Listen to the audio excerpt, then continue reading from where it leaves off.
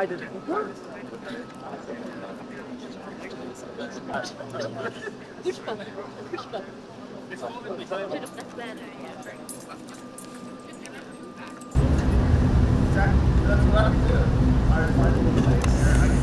sign a deal today? Mr. President, do you sign a deal today?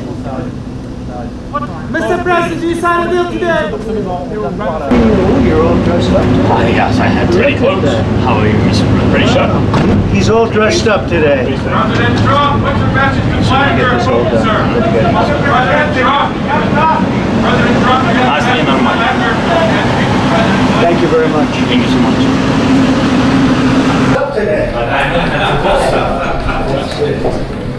Mr. President. Good morning. Good to see you. Thank you. Good to see you. Good to see you. Hi. Good to see you. Good to see you. Hello, sir. Nice to see you. Mr. President, nice to see you. Nice to see you. Mr. President, good to see you. Nice to see you. Mr. President. Good to see you again. I think this is the richest country in the world. I see. They got more cash than any other country, and he's doing a good job. I'd say he's a brave person. He is. I wouldn't want to be doing it. What do you think, General? Sure. He's a brave guy. We're going to have a good day. Our people are brave. The people are brave. Well, you soldiers. The world. Thank you so much. This is the real. What it Can is. I? Right here. Oh, yeah. Oh, good to have it all. That's the right way to do That's it. good. Everything is. Is that your writing? Okay. Yeah. That's good. That's beautiful. No different. Some guy sit here for 10 minutes. Somebody else. This is the way to do it. Hello, everybody. How are you? Nice to see you. Good team. Yeah, big team. Well, you're in there fighting, right? Thank you. Well, thank you very much. It's an honor to have President Zelensky of Ukraine. And we've been working very hard, very close. So we've actually known each other for a long time. We've been dealing with each other for a long time and very well. We had little negotiation spat, but that worked out great. I think for both countries, I think for the world, actually, beyond both countries. And we have something that is a very fair deal. And we look forward to getting in and digging and working and getting some of the rare earth. But it means we're going to be inside, and it's a big commitment from the United States, and we appreciate working with you very much. And we will continue to do that. We have had some very good discussions with Russia. I spoke with President Putin, and we're going to try and bring this to a close. It's something that you want and that he wants. We have to negotiate a deal, but we've started the confines of a deal, and I think something can happen. The big thing is the number of soldiers, mostly at this point, but soldiers being killed. We're losing thousands of soldiers. On both sides, we're losing a lot of soldiers, and we want to see it stop. And we want to see the money get put to different kinds of use, like rebuilding.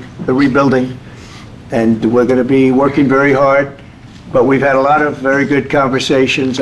We'll say until we came along, the Biden administration didn't speak to Russia whatsoever. They didn't speak to anybody. They just allowed this to continue.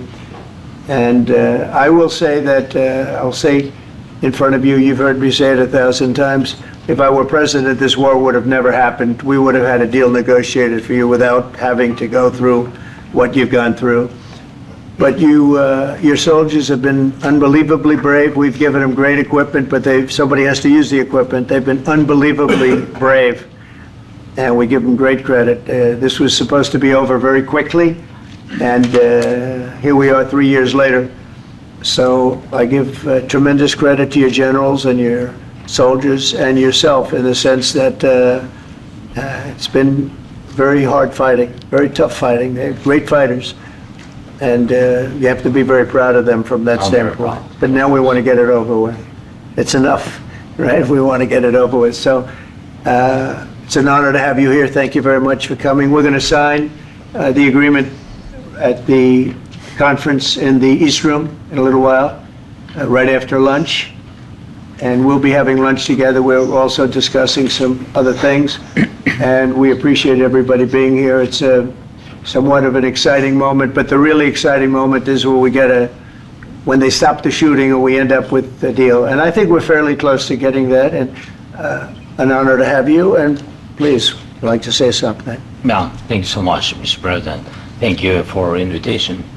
And really, I hope that this first document, will be first step to real security guarantees for Ukraine, our people, our children. I really count on it. And of course, we count that America will not stop support. Really, for us, it's very important to support and to continue it. I want to discuss it with details further during our conversation, and of course the infrastructure or security guarantees, because for today I understand what Europe is ready to do, and of course I want to discuss with you what United States will be ready to do. And I really count on your strong position to stop Putin, and you said that enough with the war. I think that is very important, Ben, to say these words to Putin at the very beginning of war, because he is a killer and terrorist. But I hope that together we can stop him. But for us, it's very important to, to save our country, our values, our freedom, and democracy, and of course, no compromises with the killer about our territories. But it will be later. And of course, what I wanted, we spoke about it by phone with you, about the drones production. We have very good drones production. I think the best one in the world for today, because of the war. Yes, and of course, we need very much the air defense. You have the best air defense in the world, and really you helped us under attacks of Russians. And I want to speak how we can exchange the licenses. We're open to share the licenses of all our drones with you, of course, with the United States. And we need licenses for quick production of air defense. Even after the war, we need our nation to be calm, that we are secure. So that's why we need this air shield. And of course, about this, I want to speak about the contingents. I think that France and UK already spoke to you, and we know that Europe is ready, but without the United States, they will not be ready to be as strong as we need. And the last point, last not least, about exchange, about our people and children. And you know that these crazy Russians, that they stolen 20,000 of children, Ukrainian children. They changed their names, they changed their families, relatives, and now they're in Russia. We want to bring them back, and really, it's a big dream, task, and goal for me, and our warriors. By the way, Mr. President, we exchanged, released more than 4,000 warriors from Russian prison, but there are thousands more in the prison. I wanted to share with you some images. Can I now? Yeah, please. Please. 1 minute. Just you to understand in what circumstances, in what situation they are, and what the attitude of Russia to our prisoners. That guys, just you before and after. And you see before and after, just you to understand. Now thousands of such guys, ladies and men, there. And that, so they don't eat, they beat them, and they do a lot of bad things. So out of, even during the war, there are rules. Everybody knows there are rules during the war. These guys, they don't have any rules. You see that 50, 60 kilograms to them, and a lot of such things. And I didn't want to show you what the changes with images of children, because I will just share with you. I mean, it's looking tragic. Yep, that's tough stuff. I wanted very much to give you, and you see. Yeah. This is pastor, by the way. They stolen pastors, because it's not Russian church. They stolen pastors and moved pastors to the prison. At the end of last year, we brought 3 pastors, and we could exchange them. And this is pastor, you see. Yeah, that's tough.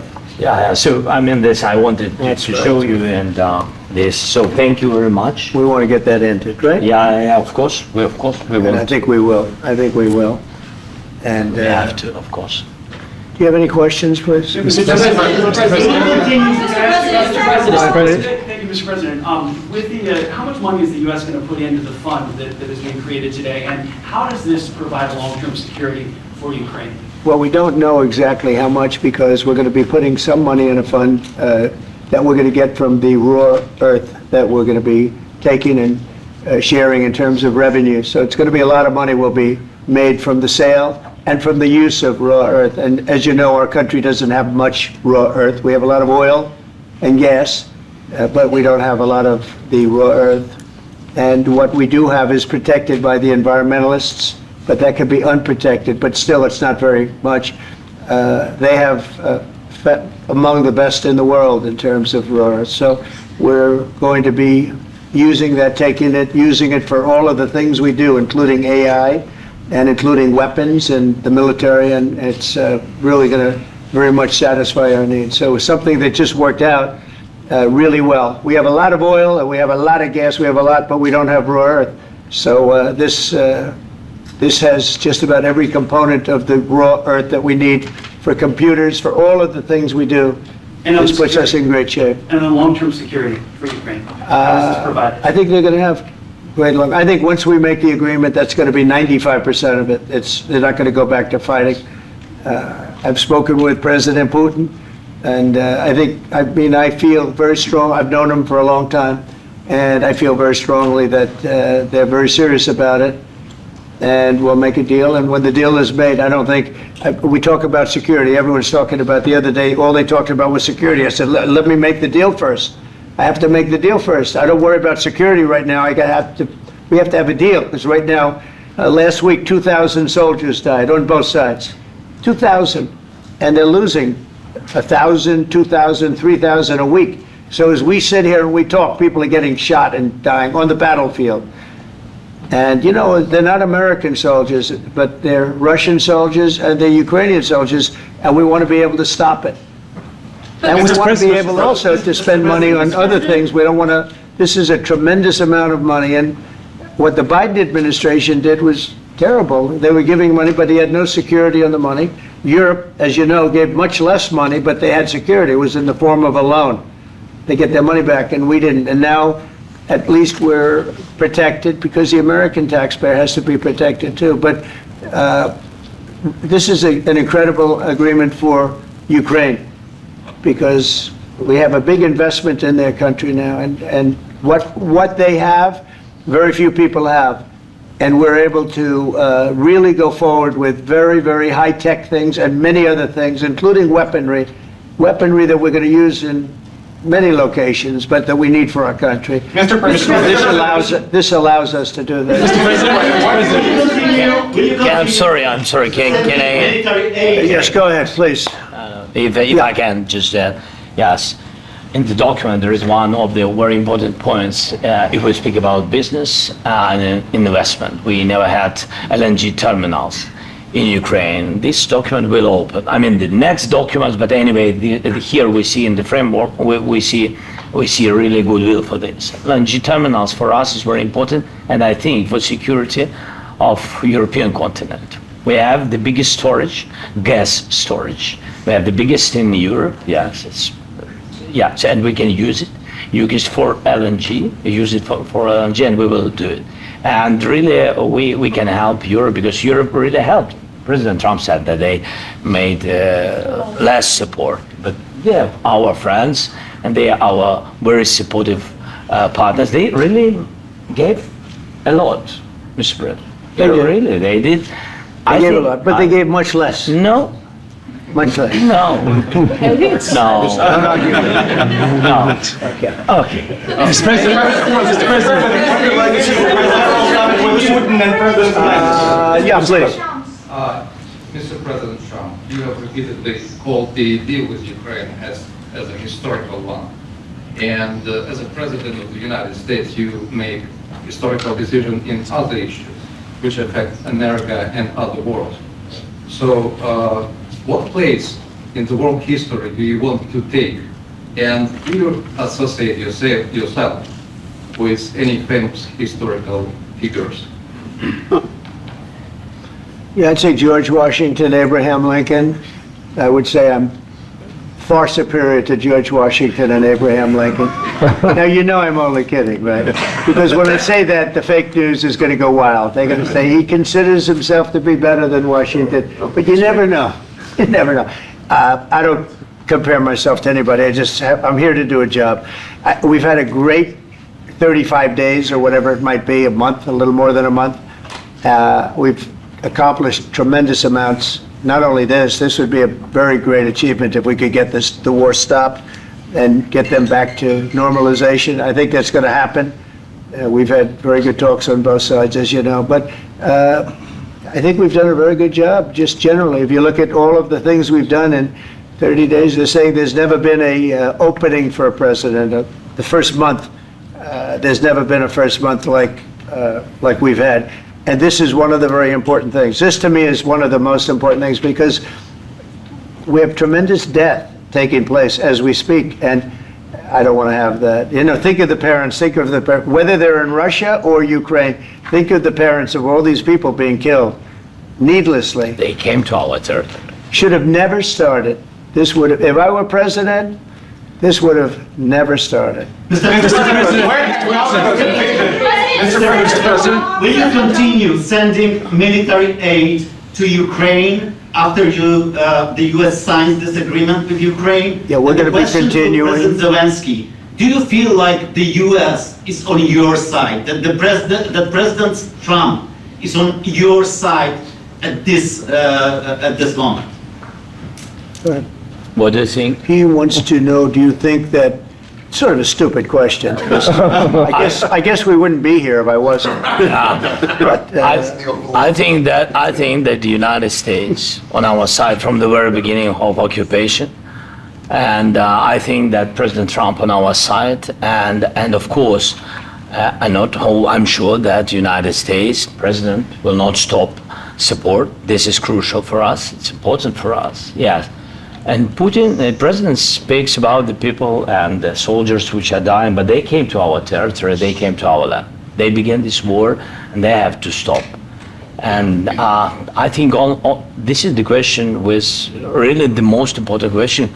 Can President Trump, I hope yes, with some other allies, to stop Putin, withdraw these enemies, our enemy, withdraw these troops from our land?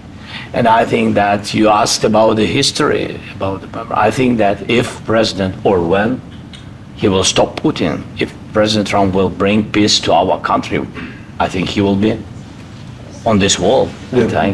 We've had very, very good talks. President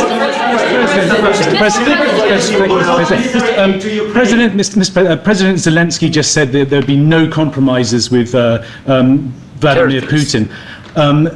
I just wanted to ask both of you. Firstly, are there compromises that you think that President Zelensky is going to have to make? And President Zelensky, is there anything that you may be able to offer or bring to the table? For example, elections. Thank you. I think you're going to have to always make compromises. You can't do any deals without compromises. So certainly he's going to have to make some compromises, but hopefully they won't be as big as some people think you're going to have to make. That's all. It's all we can do. I'm here as an arbitrator, as a mediator to a certain extent between two parties that have been very hostile, to put it mildly. They've been very hostile. There's been a vicious war. There's been a vicious war. You know, it's a very level battlefield, and those bullets go out, and as I've said many times, we were talking about it with Pete, many times the only thing stopping those bullets is a human body.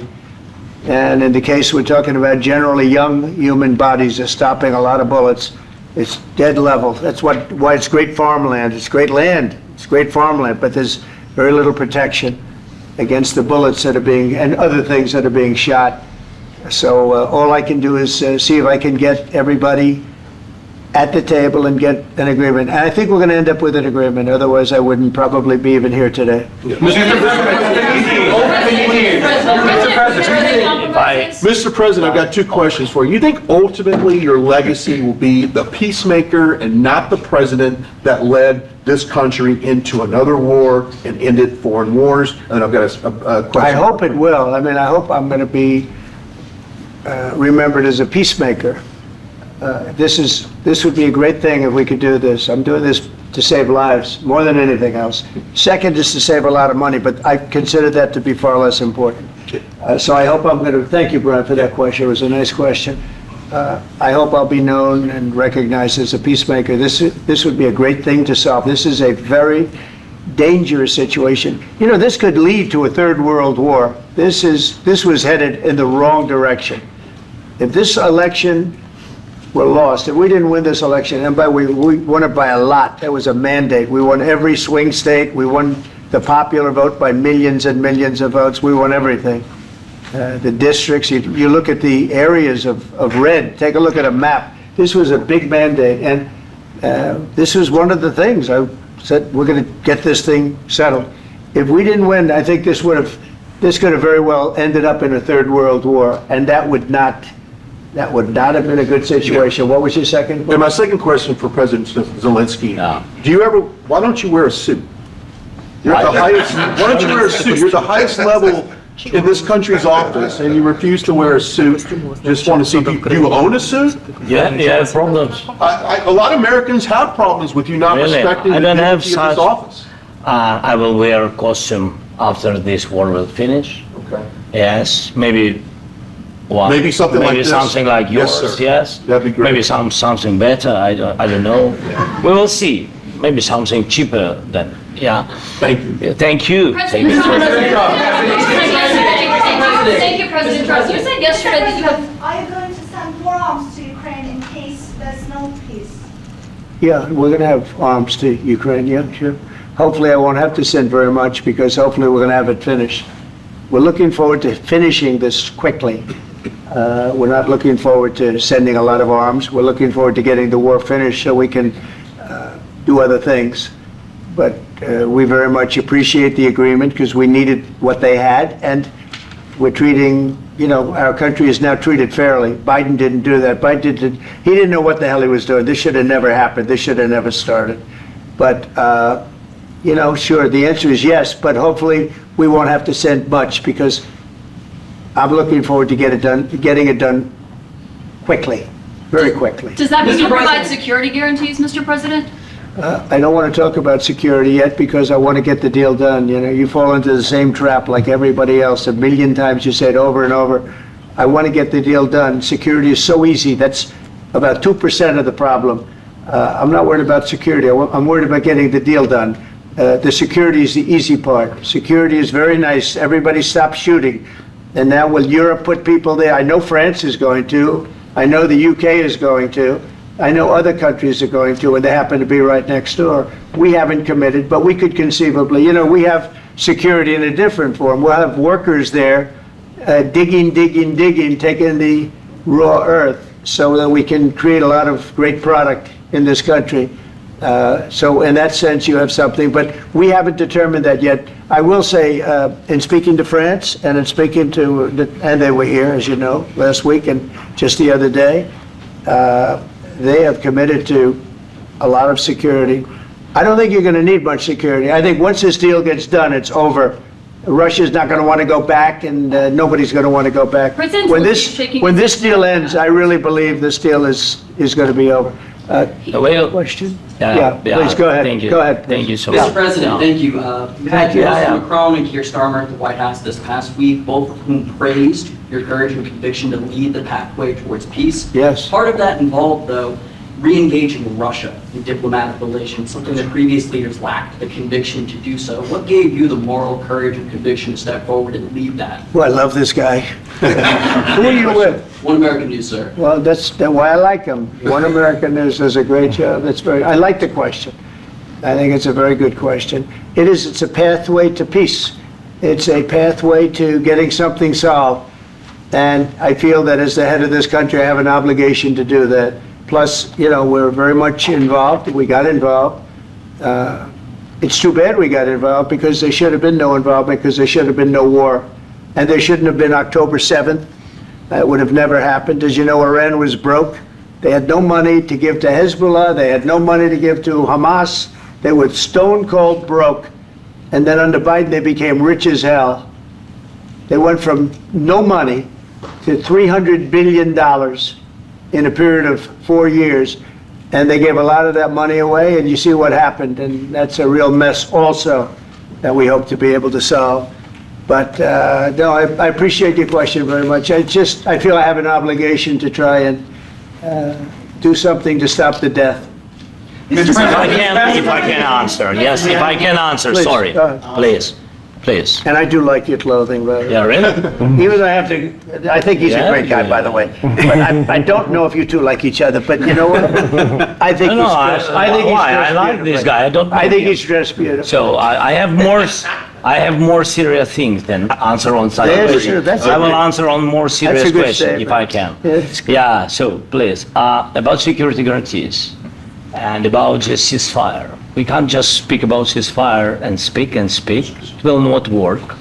Just ceasefire will never work because I'm like a president. I have this experience, and not only me. Ukraine before my presidency, from the 2014, Putin broken 25 times.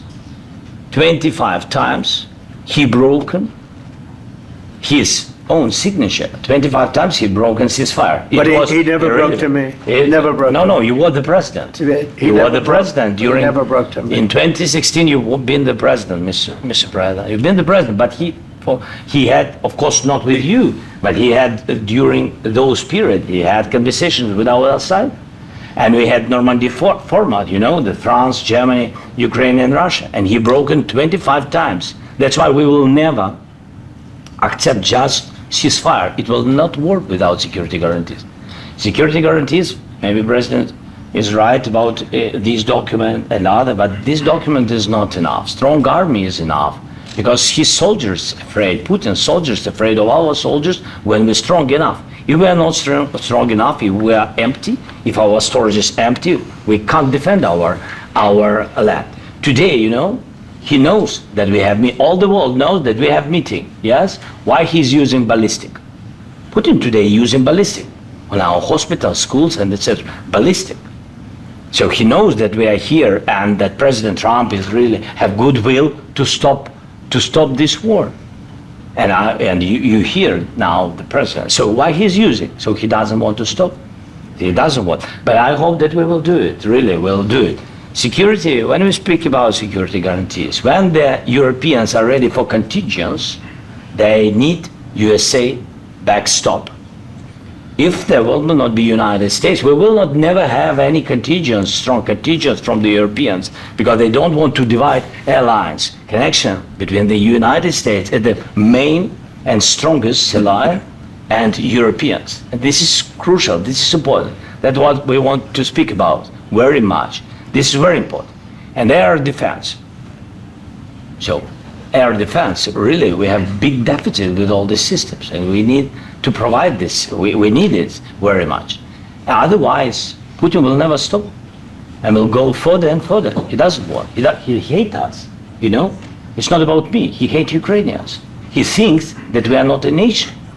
He thinks, and he shared these thoughts, I think maybe with your team also, I don't know. But with all the Europeans, in media, officially and not, he always said that there is no such country, such nation, such language, and such life like Ukrainian. No, he really doesn't respect all the Ukrainians, and he wants to destroy us. And you are right, Mr. President, that's 2%. This document, maybe other documents, it's a very good start, very good, but it will not enough to stop this person. Should Russia pay to rebuild Ukraine? Mr. President, under these Yeah, go ahead. I asked They have to pay. This is the rule. This is the rule of the war. This is the rule of the war. During all the centuries, all the history, this is the rule of the war. Who began, those pay. Do you agree? This is the rule. Putin began this war. He has to pay all money for innovation. He has to pay. Of course, some Russian assets, what we have in Europe, about 300 billions, we can use them. We can use for innovation and buy military support from the United States also. We can do it, but it's not enough. It's not enough. President Trump, under these circumstances, do you envision the trilateral summit with Putin and President Zelensky? Wait 1 second. I asked this question that you didn't like because I wanted to know if you want to position yourself in the middle between Russia and Yes, Ukraine, or I do. on the Ukraine side. No, I'm in the middle. I want to solve this thing. I'm for both. I want to get it solved.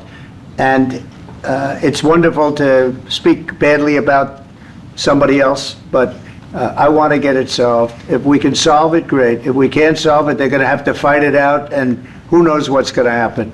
But I want to see it get solved. May I follow up? One more question about U.S. troops in Europe. After Russian invasion of Ukraine, your predecessor sent additional troops to Eastern Europe, including Poland, my country. Yeah. Are you committed to keeping these troops on the eastern flank of NATO in the future? I'm very committed to Poland. I think Poland has really stepped up and done a great job for NATO. They, as you know, they paid more than they had to. They are one of the finest groups of people I've ever known. I'm very committed to Poland. What about Baltics? Poland's in a tough neighborhood, you know. What about the Baltics? The Baltics, they got a lot of, it's a tough neighborhood too, but we're committed. We're going to be very committed, and we're committed to NATO. But NATO has to step up, and the Europeans have to step up more than they have. And I want to see them equalize, because they are in for far less than we're in, and they should be at least equal. You understand that? Why is the United States, we have an ocean in between, why is the United States in for so much more money and other things as Europe? With that being said, and as you said, they've also been obviously very helpful, but we have put in far more than they have, and I think they should equalize. Mr. President, Please, go ahead. Ask you about the agreement again today. What changed between the first time that Secretary Vance gave President Zelensky the agreement and today for the signing? We made a deal. What was the difference? I'm just deciding factor? Or was there... I'm a business person. We made a deal. That's what changed. I I didn't think we were going to make a deal, and we ended up making the deal, so that changed. Mr. President, when and how do you envision a trilateral summit with President Zelensky and Putin? I don't know, but well, they don't like each other, I can tell you that. They do not like each other. It's not a love match, and it's unfortunate. That's why you're in this situation. The United States should not have allowed this to happen, okay? The United States, run by a man that didn't know much, I'm going to be very nice, run by an incompetent person, very incompetent person, should never have allowed this to happen. I've stopped wars. I've stopped many wars. My people will tell you, I stopped wars that nobody ever heard about. I stopped wars before they ever started. You can look at some of, I could give you a lot of nations that would tell you right now they were probably going to war. I could tell you right now there's a nation thinking about going to war on something that nobody in this room has ever even heard about. Two smaller nations, but big, still big. And I think I've stopped it. But this should have never happened. Mr. President, sorry, just a second. About any negotiations. First of all, I want really to tell you, and I think that everybody understands that Ukraine, modern Ukrainians, nobody wants to stop this war. But at the future, any negotiations, it's understandable that two sides of the war, not Russia and the United States, because this is not the war between Russia and the United States. This is war of Russia against Ukraine and Ukrainian people. So these two sides will be at the anyway will be at the negotiation table. Then of course United States, like the strongest partner of the Ukraine, and of course Europe.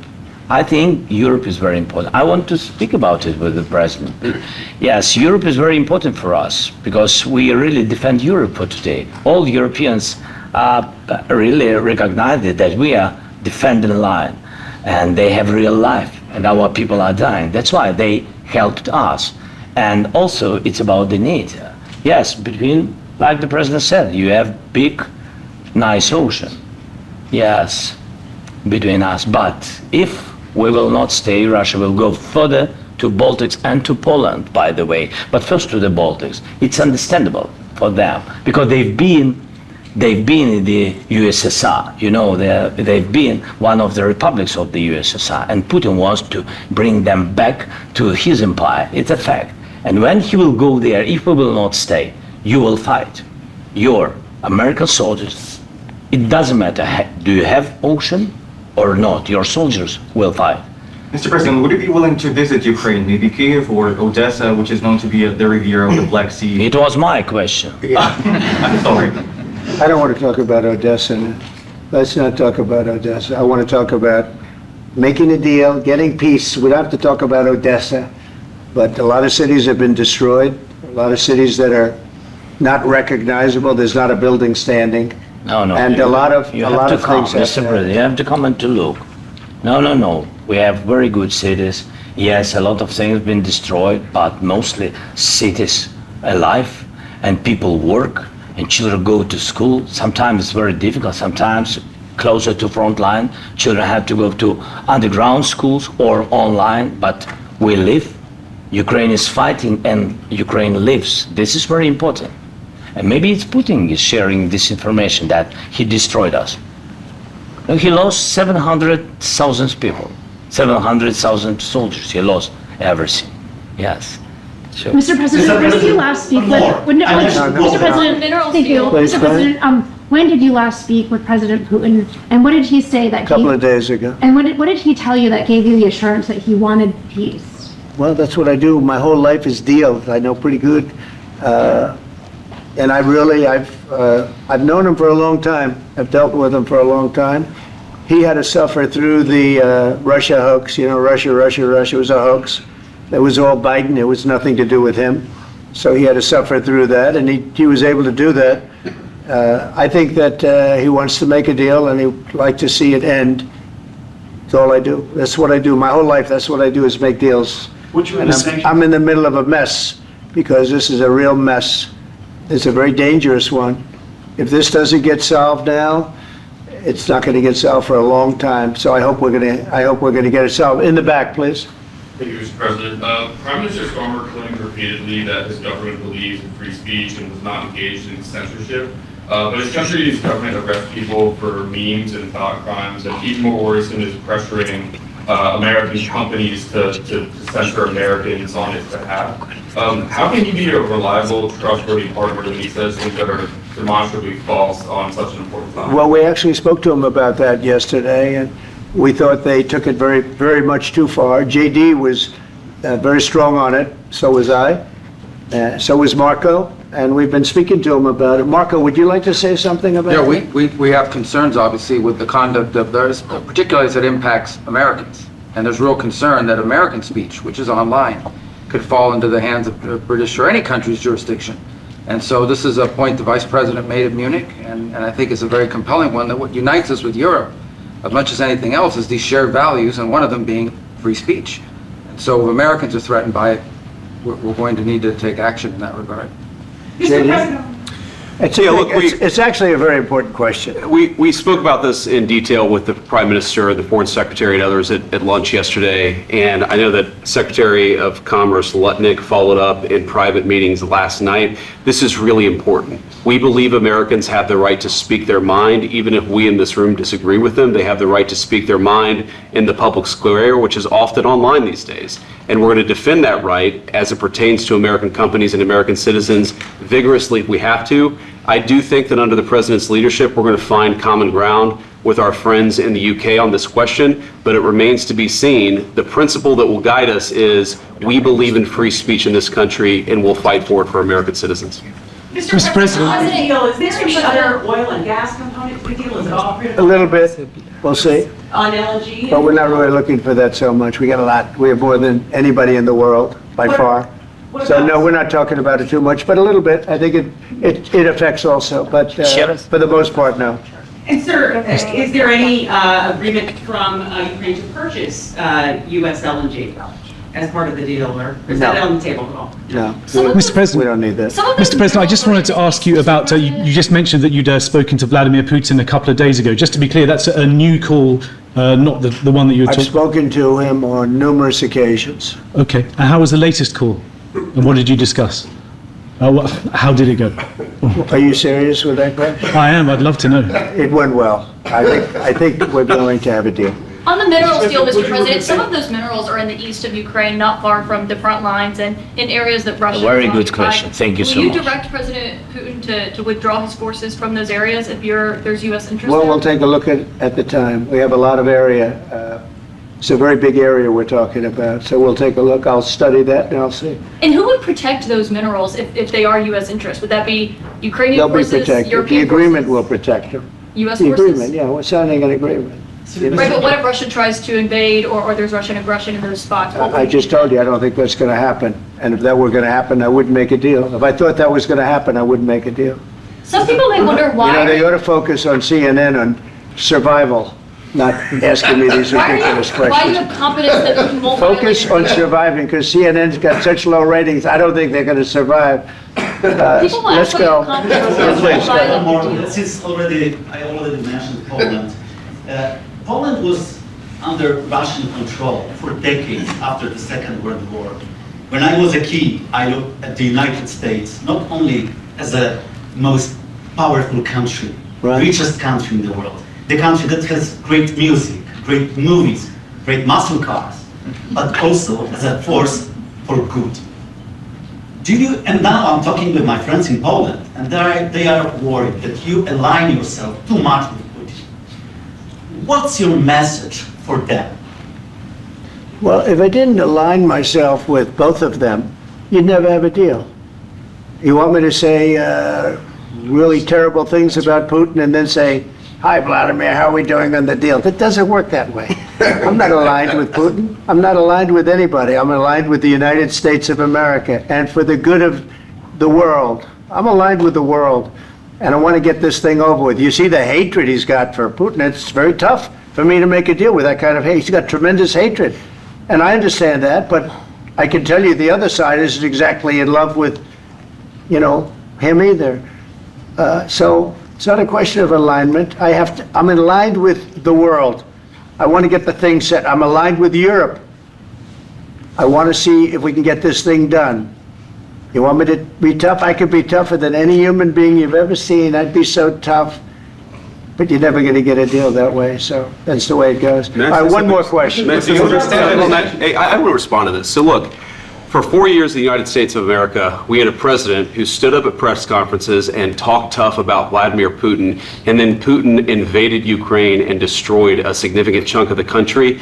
The path to peace and the path to prosperity is maybe engaging in diplomacy. We tried the pathway of Joe Biden of thumping our chest and pretending that the President of the United States' words mattered more than the President of the United States' actions. What makes America a good country is America engaging in diplomacy. That's what President Trump is doing. Can I ask you? Sure. Yeah? Yeah. Okay. So he occupied our parts, big parts of Ukraine, part of East and Crimea. So he occupied it on 2014. So during a lot of years, I'm not speaking about just Biden, but those time was Obama, then President Obama, then President Trump, then President Biden, now President Trump, and God bless, now President Trump will stop him. But during 2014, nobody stopped him. He just occupied and took. He killed people. You know what the contact 2015. 2014 to 2015. 2014? Yeah. So I was not here. Yeah, but that's exactly right. Yes, but during 2014 till 2022, the situation the same. The people have been dying on the contact line. Nobody stopped him.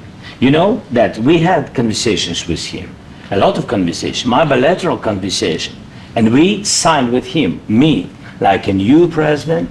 In 2019, I signed with him the deal.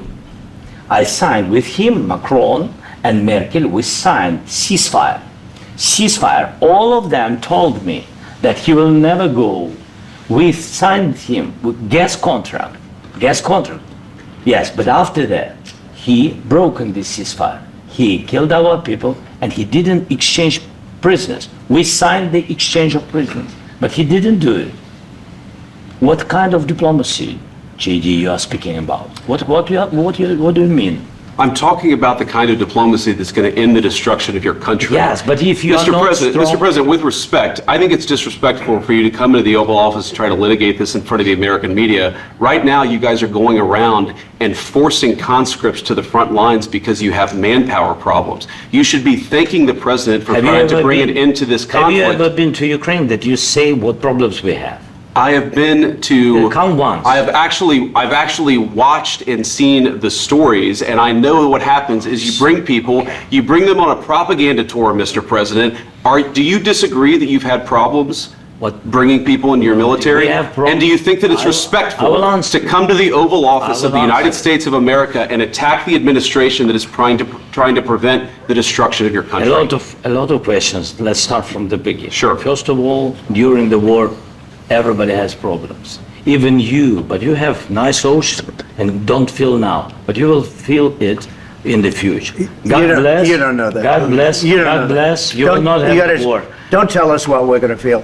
We're trying to solve a problem. Don't tell us what we're going to feel. I'm not telling you. Because you're in no position to dictate that. That's exactly what you're doing. You're in no position to dictate what we're going to feel. We're going to feel very good. Feel influenced. We're going to feel very good and very strong. You will feel influence. You're right now not in a very good position. You've allowed yourself to be in a very bad position, and he happens to be right about it. From the very beginning of the war. You're not in a good position. You don't have the cards right now. With us, you start having cards. But right now, you don't. Yeah, you're playing cards. You're playing cards. You're gambling with the lives of millions of people. You're gambling with World War III. You're gambling with World War III. And what you're doing is very disrespectful to the country, this country, that's backed you far more than a lot of people said they should have. Have you said thank you once? This entire meeting? No, in this entire meeting, have you said thank you? Even today. You went to Pennsylvania and campaigned for the opposition in October. Offer some words of appreciation for the United States of America and the president who's trying to save your country. Please, you think that if you will speak very loudly about the war, He's not speaking loudly. He's not speaking loudly. Your country is in big trouble. Can I Wait a minute. No, you've done a lot of talking.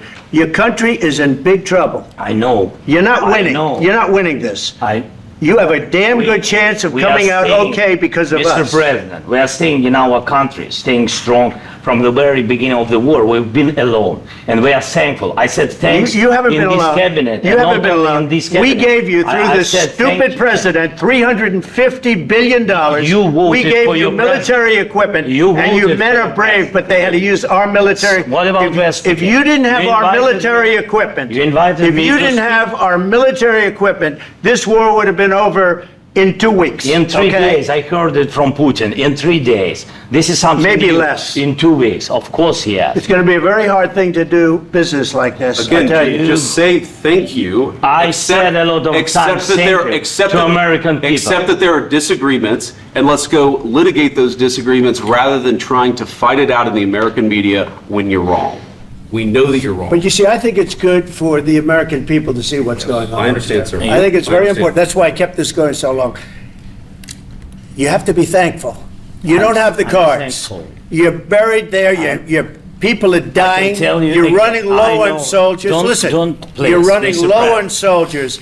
It would be a damn good thing. And then you tell us, I don't want a ceasefire. I don't want a ceasefire. I want to go and I wanted this. Look. If you could get a ceasefire right now, I tell you, you take it so the bullets stop flying and your men stop getting killed. Of course we want to stop the war. Well, you're saying you don't want a ceasefire. I said to you, I want a ceasefire. With guarantees. Because you'll get a ceasefire faster than an agreement. Ask our people about ceasefire, what they think. That wasn't with me. That wasn't with me. That was with a guy named Biden, who was not a smart person. That was with Obama. It was your president. Excuse me. That was with Obama, who gave you sheets, and I gave you javelins. Yes. I gave you the javelins to take out all those tanks. Obama gave you sheets. In fact, the statement is, Obama gave sheets and Trump gave javelins. You got to be more thankful, because let me tell you, you don't have the cards. With us, you have the cards. But without us, you don't have any cards. One more question to Mr. Vice President. I'm sorry. It's going to be a tough deal to make because the attitudes have to change. What if Russia breaks ceasefire? What if Russia breaks peace talks? What will you do then? I understand that it's a heated conversation right now. What are you saying? She's asking, what if Russia breaks the ceasefire? What if anything? What if a bomb drops on your head right now? Okay? What if they broke it? I don't know. They broke it with Biden because Biden, they didn't respect him. They didn't respect Obama. They respect me. Let me tell you, Putin went through a hell of a lot with me. He went through a phony witch hunt where they used him and Russia. You ever hear of that deal? That was a phony Hunter Biden, Joe Biden scam. Hillary Clinton, Shifty Adam Schiff. It was a Democrat scam. And he had to go through that. And he did go through it. We didn't end up in a war. And he went through it. He was accused of all that stuff. He had nothing to do with it. It came out of Hunter Biden's bathroom. It came out of Hunter Biden's bedroom. It was disgusting. And then they said, oh, the laptop from hell was made by Russia. The 51 agents. The whole thing was a scam. And he had to put up with that. He was being accused of all that stuff. All I can say is this. He might have broken deals with Obama and Bush, and he might have broken them with Biden. He did, maybe. Maybe he didn't. I don't know what happened. But he didn't break them with me. He wants to make a deal. I don't know if you can make a deal. The problem is, I've empowered you to be a tough guy. And I don't think you'd be a tough guy without the United States. And your people are very brave. But you're either going to make a deal or we're out. And if we're out, you'll fight it out. I don't think it's going to be pretty, but you'll fight it out. But you don't have the cards. But once we sign that deal, you're in a much better position. But you're not acting at all thankful. And that's not a nice thing. I'll be honest, that's not a nice thing. All right, I think we've seen enough. What do you think? What's this negotiation? This is going to be great television, I will say that.